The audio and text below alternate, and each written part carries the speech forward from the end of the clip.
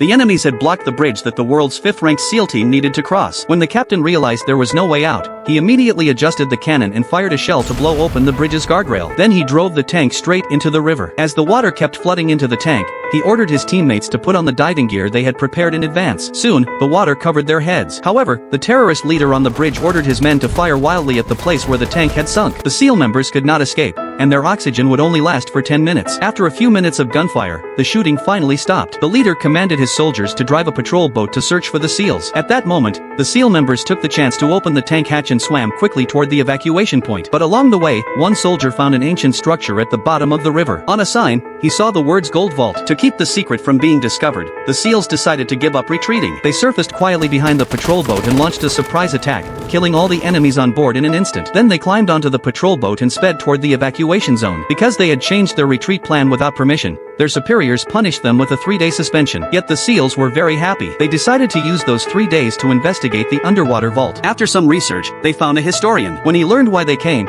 he took out a piece of gold and told them a story. During World War II, German soldiers had hidden 20 tons of gold in the village. The historian's grandmother's father had secretly taken one gold bar and buried it under a tombstone. Later, Soviet guerrillas blew up the dam above the village. Before the Germans could react, the entire village was flooded, and the gold had been buried underwater ever since. After hearing this, the SEALs decided to recover the treasure. But the vault was located in enemy territory, and exposure would mean certain death. Still, tempted by the gold, they chose to take the risk. They quickly bought all the necessary equipment and began to plan the salvage mission in detail. Their plan was to dive secretly at night and use lifting devices to bring the gold bars to the surface. When everything was ready, they flew a helicopter to the site to inspect the area. But as soon as the helicopter arrived, it was suddenly attacked by a fighter jet. Luckily, the pilot adjusted the flight angle just in time to dodge the strike. They flew the helicopter deep into the forest to hide. When the fighter jet lost its target and prepared to leave, the helicopter appeared from behind and launched an attack. After a burst of furious gunfire, the bullets finally hit the fighter jet and destroyed it. After taking down the enemy aircraft, they decided to begin the mission that night. Do you think they could really recover those 20 tons of gold?